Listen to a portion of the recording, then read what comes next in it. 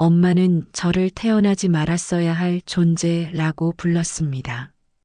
저는 30년 넘게 그 미움을 견뎌왔죠. 돈 한 푼 없이 온갖 모진 말만 남겨주신 엄마는 지금 제 곁에 있습니다. 그 지옥 같은 미움 속에서 저는 3,000원짜리 종이 한 장을 발견했습니다. 그리고 그 순간 엄마의 모든 구박이 갑자기 우스워지기 시작했습니다. 이것이 나의 끝나지 않는 구박 속에서 피어난 아주 기묘한 희극입니다. 엄마의 격앙된 고성 욕하는 소리죠. 물건 깨지는 소리, 보이는 족족 던지는 소리 이어서 짧게 흐느끼는 소리 원망하는 소리입니다. 여러분 들리시나요? 저에게는 매일 아침을 깨는 악몽이자 밤을 잠식하는 저주였습니다. 하지만 이제 그 고성 속에서도 저는 제 안에 작은 비밀을 품고 피식 웃습니다. 엄마가 가장 미워했던 저의 손에 엄마가 쥐어준 종이 한 장이 엄마를 편하게 모실 수 있는 기적으로 찾아왔으니까요. 엄마를 버린 언니 오빠들은 영원히 모를 겁니다. 이 돈이 가져다 줄 저만의 희극을요. 그리고 이 돈이 준 저만의 감동을요. 저는 일남 삼녀 중 막내딸로 태어났습니다. 저는 7살 때부터 알았습니다. 엄마에게 저는 살아있는 것이 아니라 살아있으면 안 되는 존재라는 것을. 언니들이 예쁜 옷을 입을 때 저는 늘 입었던 낡고 해진 옷을 입었습니다. 새 옷을 사준 적이 없었습니다. 어릴 적부터 형제들보다 뒤처져서 엄마에게 제대로 인정받지 못했습니다. 명절이면 저는 설거지를 도맡았고 형제들은 밖에서 뛰어놀았습니다. 엄마는 저만 빼고 늘 형제들을 칭찬했어요. 우리 큰아들은 뭐든지 잘해 장하다 하며 이뻐했고 언니들은 똑똑하고 이쁘다면서 칭찬하고 저는 항상 왜 그들의 그림자 속에 갇혀 있었을까요? 학교에서 돌아오면 형제들은 나를 놀리며 말했어요. 막내야 학교에서 또 뭘 잘못한 거야. 엄마가 화나셨어. 매번 듣는 소리입니다. 나는 속으로 중얼거립니다. 나는 있는 그대로인데. 왜 늘 난 가족한테 평가를 받아야만 하지. 커가면서 비교와 무시는 더 심해졌어요. 성적표를 받아오면 오빠랑 언니들과 비교당하고 집안일을 돕는 나는 늘 엄마한테 인정받지 못했어요. 엄마는 항상 어린 저에게 싸늘하고 경멸하듯이 수미야, 너는 왜 그렇게 하는 집마다 사람 속을 뒤집어 놓니? 내 언니처럼 좀 깔끔하고 예쁘게 행동해봐. 내가 너 같은 걸 낳아서 팔자가 이 모양이지. 엄마가 날카롭게 저리 가. 내 눈앞에서 사라져. 숨소리도 내지 마. 엄마가 저한테 한 말들은 제 마음에 평생 지워지지 않는 낙인이 되었습니다. 뜨겁고 아프고 또 저를 부정하는 엄마의 눈빛은 저를 산채로 얼려버렸습니다. 밖에서 친구들과 이야기를 하며 다친 마음을 달래며 위로받지만 집에만 돌아오면 현실이 기다리고 있었어요. 억울함, 분노, 서운함을 마음 한쪽에 씁쓸히 남았어요. 그때부터 마음속 깊이 다짐했어요. 언젠가는 반드시 나도 보여주겠어. 언젠가 나도 인정받고 내 삶을 지킬 거야. 엄마는 늘 수미에게 박탈감과 짓밟힌 자존감을 안겨주었어요. 엄마는 자식들에게 퍼주는 돈과 맹목적인 기대가 컸습니다. 하지만 오빠와 언니들의 눈에는 엄마가 기부천사였습니다. 그들에게 돈이 맹목적으로 흘러들어갔죠. 깨진 장독대처럼. 언니는 가식적인 목소리로 엄마 이번에 가게 확장하려면 돈이 좀 부족한데 엄마가 좀 보태주면 안 될까? 역시 우리 엄마밖에 없어. 내가 나중에 성공하면 엄마 호강시켜줄게. 엄마는 세상에서 가장 다정한 목소리로 우리 큰딸, 당연하지. 엄마가 다 해줄게. 걱정 마라. 엄마가 알아서 해줄게. 너가 잘 돼야 엄마도 기쁘지. 저는 그 옆에서 숨죽여 듣고만 있는 존재였습니다. 제게는 늘 돈 없다는 차가운 칼날이 돌아왔으니까요. 제 학비 대출금을 갚을 때도 겨우 이만큼 갚았냐? 언니는 벌써 가게 있는데 넌 뭐하냐? 평생 이 모양으로 살 거냐? 라는 비난만이 돌아왔죠. 저는 엄마에겐 돈도 주기 아까운 존재였으니까요. 막내딸에게만 가해지는 인격 모독입니다. 어쩌다 제게 남자친구가 생기면 엄마는 그 사람을 찾아가 온갖 망신을 주었습니다. 수미야, 너는 왜 그렇게 못난 남자만 만나니? 언니는 의사랑 혼인이 오가는데 너는 아직도 저런 변변찮은 남자랑 만나니? 어휴, 너 팔자도 참. 너 같은 애한테 누가 돈을 쓰겠어. 너는 이 집의 불행 덩어리야.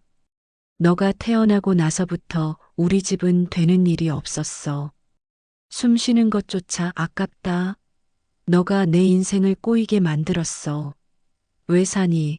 정말 한심해서 못 봐주겠다. 저는 그 말 한마디에 저는 제 존재 자체를 부정당했습니다. 제 삶의 모든 선택, 제 존재 자체가 엄마에게는 항상 실패였습니다. 저는 그저 숨 쉬는 것조차 죄가 되는 고독한 존재였습니다. 엄마는 결국 마지막 남은 집까지 팔기로 결정했습니다. 자식들에게 조금이라도 더 나눠주고 싶다는 그 맹목적인 사랑 때문에 저는 말렸지만 엄마의 눈에는 오직 자식들의 일시적인 환심만이 보였을 겁니다. 저는 그 끝이 어떨지 너무나 잘 알고 있었습니다. 얘들아, 엄마가 이제 너희한테 해줄 수 있는 게 이것밖에 없구나. 이 돈이면 다들 편하게 살 수 있겠지? 이제 너희가 엄마 좀 챙겨줘야 한다. 엄마는 너희밖에 없어. 엄마는 정말 바보 같았습니다. 돈으로 자식들의 가식적인 사랑을 살 수 있다고 믿었던 겁니다. 저는 그때 이미 알고 있었습니다. 저 돈이 엄마를 가장 비참하게 만들 거라는 것을요. 엄마의 절규가 시작됐습니다. 자식들의 뻔뻔하고 비열한 변명이 오가며 돈이 한 푼도 없는 엄마의 비참한 처지를 비난합니다. 자식들이 치졸하게 외면하는 행동이며 바로 돈이 한 푼도 없자 자식들의 본색이 드러났습니다. 엄마를 모시겠다는 사람은 단 한 명도 없었습니다. 각자의 사정을 대며 엄마를 핑계로 밀어냈습니다. 그들의 변명은 지극히 현실적이고 더없이 비열했습니다. 엄마는 그저 전화기만 붙들고 애원하셨죠. 오빠가 말하길, 엄마, 저희는 아이들 유학 때문에 지금 사정이 너무 안 좋아요. 아시잖아요. 요즘 유학비가 얼마인지. 애들 교육이 제일 중요한데 지금 저희한테는 너무 큰 부담이에요. 게다가 저희 집은 방도 없어서 엄마가 주무실 공간도 없어요. 부부가 맨날 싸우는 모습 보여드리는 것도 도리가 아닌 것 같고요. 막내한테 얘기해 보세요. 걘 어차피 혼자 살잖아요. 혼자 살면 공간도 넉넉할 테고 엄마랑 둘이 오붓하게 지내시면 되죠. 큰언니가 말하길, 엄마, 저도 가게 일이 너무 바빠서요. 지금 중요한 투자 계약 앞두고 있는데 엄마 모시면서 신경 쓸 여유가 없어요. 엄마 오시면 가게에 손님들 보기도 그렇고 어른 모시는 게 보통 일이 아니잖아요. 제가 워낙 신경이 예민해서 엄마 신경까지 쓰다 보면 제가 먼저 병나겠어요. 동생들도 있는데 굳이 저한테만 그러세요? 제가 가끔 용돈은 드릴게요. 보셨죠? 이렇게 드리는 게 엄마도 편하실 거예요. 매번 제가 찾아뵙는 것도 번거롭고, 둘째 언니가 말하길, 엄마 저도 이번에 애 아빠가 사업 확장하느라 대출금이 장난이 아니에요. 솔직히 애도 둘인데 엄마까지 모시기엔 너무 버겁습니다. 얼마 전엔 애가 아파서 병원비만 수백 개 졌어요. 오빠랑 큰언니도 있는데 왜 저한테만 이러세요? 공평하게 돌아가면서 모셔야죠. 저는 이번 달에 딱 20만 원 보내드릴게요. 이걸로 알아서 병원 가시든 하세요. 저도 제 살 길 찾기 바쁩니다. 용돈이라니. 엄마가 평생 퍼준 돈의 1,000분의 1도 안 되는 그 돈으로 엄마를 치워버리려 했습니다. 그들의 핑계는 저를 향한 칼날이었습니다. 제 심장이 피를 토하는 것 같았습니다. 그들은 엄마를 사랑한 것이 아니라 엄마의 돈을 사랑했던 겁니다. 돈이 떨어지자 엄마는 그저 불편한 짐이 되어버렸죠. 엄마의 처절한 절규, 배신감, 갈 곳 없는 엄마의 핸드폰 등 손이 파르르 떨립니다. 이내 울부짖듯이 흐느끼면서 내가 너희한테 어떻게 했는데, 내 모든 걸 바쳤는데, 이제 와서 나를 버려? 이 나쁜 것들. 핸드폰을 던지면서 내가 너희를 어떻게 키웠는데, 나 죽는 꼴을 봐야 속이 시원하니. 엄마가 텅 빈 눈빛으로 허공을 응시하며 혼잣말로 내가 뭘 잘못한 걸까? 내가 대체 뭘 믿고 살았던 거지? 내 자식들이 나를 이렇게 머리를 부여잡고 흐느끼면서 서서히 털썩 주저앉아 서글프게 울었습니다. 밤늦게까지 엄마의 울음소리가 집안을 가득 채웠습니다. 저는 제 방에서 그저 벽만 바라보고 있었습니다. 차마 나갈 수가 없었습니다. 엄마의 그 처절한 절규가 저에게는 익숙한 비명처럼 들렸습니다. 엄마의 텅 빈 눈동자 속에는 믿었던 자식들에게 배신당한 황망함과 세상에 홀로 남겨진 비참함이 가득했습니다. 저에게도 엄마에게도 이 세상에 갈 곳이 없다는 사실이 너무나 비참하고 냉혹했습니다. 그 순간 제 심장은 돌처럼 굳어버렸습니다. 어머니의 처절한 울음소리, 핸드폰 내려놓는 소리, 주저앉는 소리, 길고 고독한 정적만 남았습니다. 무서웠습니다. 결국 엄마는 제게 왔습니다.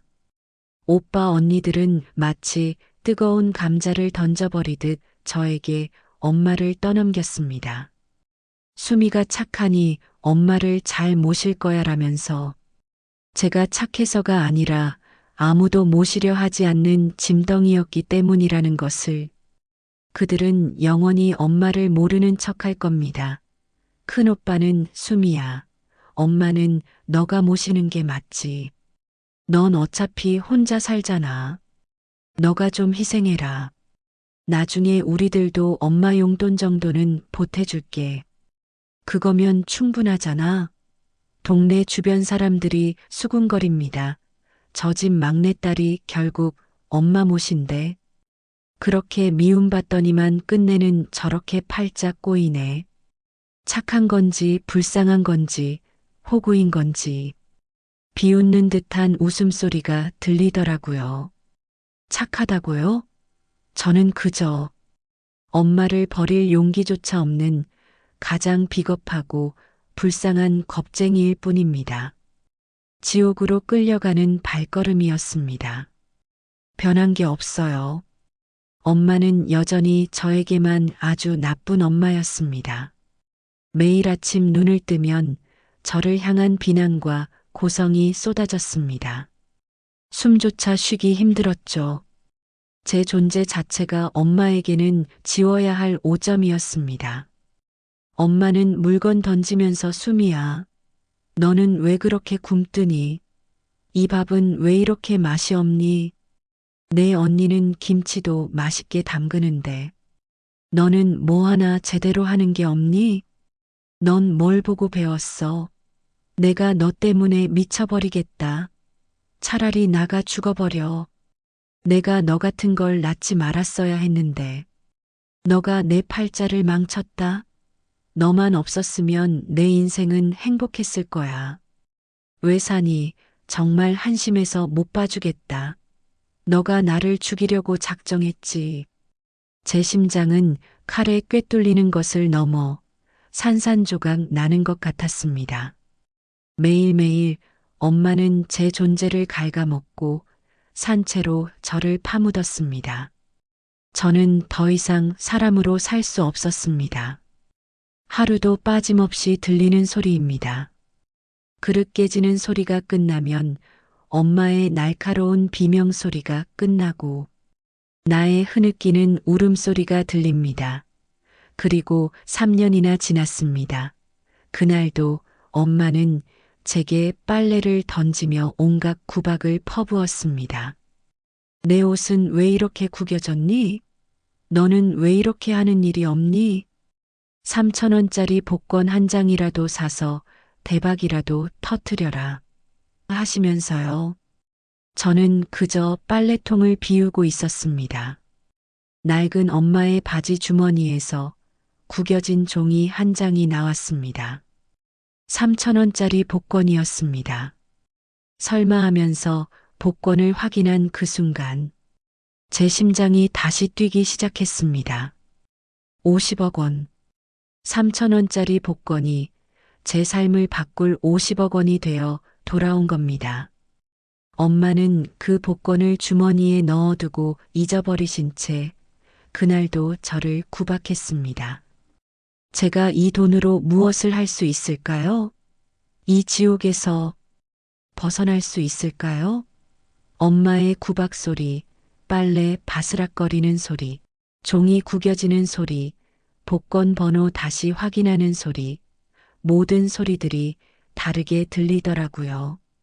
엄마의 구박은 여전했습니다. 이 침대는 왜 이렇게 푹신해? 너 언니는 더 좋은 침대 쓰던데. 이 반찬은 왜 이렇게 비싸? 쓸데없이 돈 낭비하지 마. 하시면서도 엄마의 얼굴에는 미약한 편안함이 스쳐 지나가는 것을 보았습니다. 저는 복권 당첨금을 엄마와 형제들에게는 비밀로 하고 엄마에게 필요한 것들을 몰래 채워주기 시작했습니다. 최고급 전동 침대, 셰프가 만든 반찬, 유명 디자이너 옷. 엄마는 여전히 저를 구박했지만 저는 그 구박 속에서 피식 웃었습니다. 엄마, 지금 누워있는 그 푹신한 침대가 제가 구박받으며 번 돈으로 산 건데요. 엄마가 지금 드시는 그 반찬이 제 돈으로 산 최고급 식재료로 만든 건데요. 엄마는 결코 알지 못할 겁니다. 그 구박이 저에게는 이제 우스운 농담이 되었다는 것을요. 엄마는 또 저한테 여전히 날카롭게 숨이야. 너는 왜 그렇게 하는 일이 엉성하니? 이 병원 침대는 왜 이렇게 비싼 거야? 쓸데없이 돈만 많이 들어가지. 투덜거리면서 근데 잠은 잘 오네. 저는 맘속으로 엄마는 제가 당첨된 돈으로 엄마를 편안하게 해드리고 있다는 것을 결코 알지 못할 겁니다. 언니 오빠들도 모르겠죠. 이 아이러니한 효도가 저에게는 고통 속의 유일한 위안이자 엄마에게 드리는 저만의 작은 사랑이었습니다. 엄마의 구박이 우스워질수록 제 마음 한구석에는 묘한 감동이 피어올랐습니다. 어쩌면 이것이 제가 엄마에게 줄 수 있는 가장 큰 사랑이었을지도 모릅니다. 복권 당첨금은 저에게 새로운 선택지를 주었습니다. 언니 오빠들의 무관심은 여전했지만 저는 더 이상 그들에게 분노하지 않았습니다. 엄마에게 필요한 것을 채워주면서도 남은 돈으로 저만의 삶을 조금씩 만들어가기 시작했습니다. 작은 공방을 열었습니다. 제 존재가 처음으로 의미 있는 일을 하는 것 같았습니다. 제가 만든 물건들이 팔려나갈 때마다 저는 제가 살아있음을 느꼈습니다. 엄마의 미움은 여전했지만 그 미움이 저를 더 이상 무너뜨릴 수는 없었습니다. 저는 이제 저 자신을 지킬 수 있는 힘을 가졌으니까요. 엄마의 그림자 속에서 저만의 빛을 찾았습니다. 엄마의 고성은 오늘도 제 귓가에 맴돕니다. 저는 여전히 엄마의 가장 미운 자식이자 엄마의 유일한 간병인입니다. 제 삶은 엄마의 곁에 갇혀 있지만 이제는 그 안에서 희망을 봅니다. 3,000원의 기적. 이 돈은 저에게 벗어날 수 없는 지옥 속에서 저 자신을 잃지 않을 힘을 주었습니다. 언젠가 이 긴 밤이 끝나고 엄마가 편안히 잠드시는 그날까지 저는 이 아이러니한 효도를 계속할 겁니다. 엄마의 구박이 아무리 매섭게 쏟아져도 저는 그 속에서 저만의 희극을 찾고 저만의 감동을 느낄 겁니다. 복권 당첨금이 가져다 준 작은 미소를 지으며 제가 찾은 3,000원의 기적처럼 제 삶에도 언젠가 진정한 행복이 찾아오리라 믿으면서요. 이 돈은 저에게 사랑과 희망을 가르쳐 주었습니다. 가장 미움받던 제가 가장 많은 것을 받은 것이죠. 아이러니하게도. 그리고 저는 이 돈으로 엄마의 남은 시간을 편안하게 해드릴 수 있다는 사실에 이제는 진심으로 행복합니다. 여전히 변함없이 엄마의 고성이 멀리서 희미하게 들려옵니다. 시청해 주셔서 감사합니다.